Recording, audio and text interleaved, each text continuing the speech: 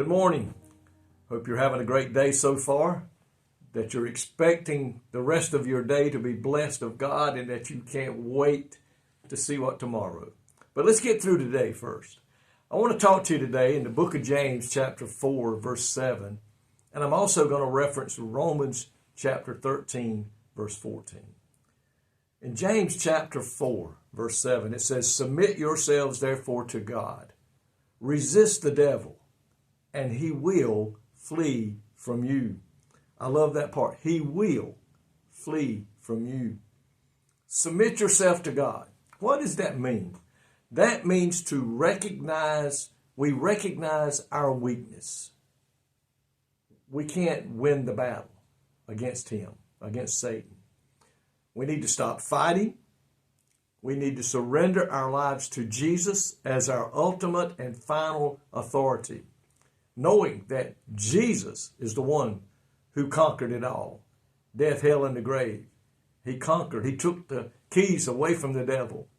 And the devil knows he's defeated. We need to realize one thing, my friend. On our own, the devil is stronger than we are. He's been fighting this battle with humans and the flesh with us for a long, long time. He's practiced his craft real good. He knows how to fight against us. And so we can't win the battle on our own. Therefore, the only way to resist him, the only way to overcome him, is to do the same thing that the King of Kings did when he was tempted of the enemy. Remember when he went into the wilderness and Satan tempted him 3 times? And every time, what did Jesus do? He used the Word. He used the Scriptures found in the Word of God. And it is so important today that we do the same thing. That's why we need to be in God's Word every day of our life. We need to read it. We need to listen to what it is telling us, because we know today the Bible is a living Word. And it will, my friend, it will speak to us if we will just pay attention.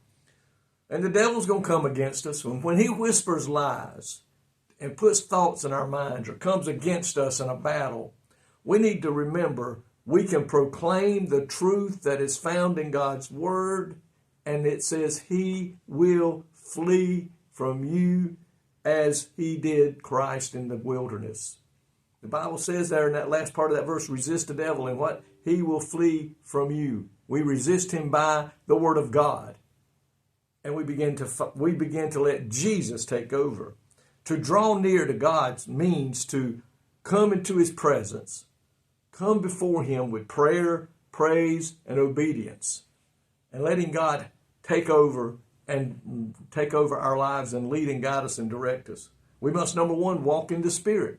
When we walk in the Spirit, that means we are daily submitting every aspect, and again, I'm going to repeat that, every aspect or every part of our daily lives willingly to Christ, living under his control, letting him have authority, let him lead and guide us, and not making decisions on our own.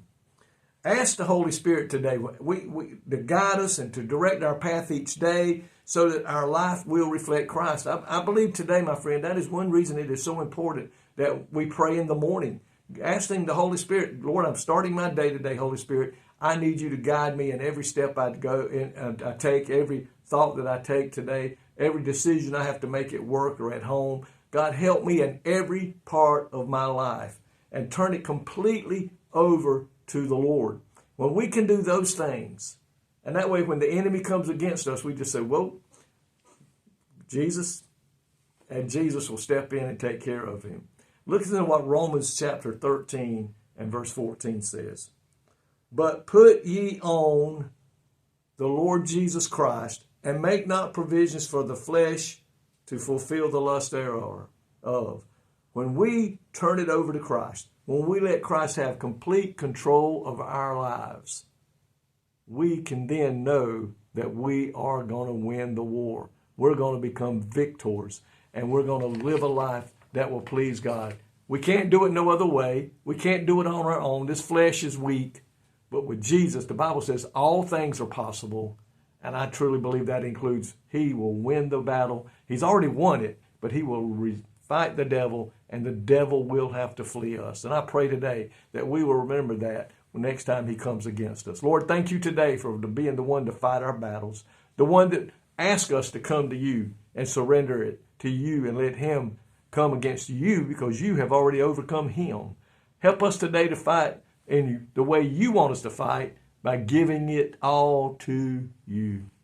In Jesus' name I pray. Amen. May God richly bless you today is my prayer.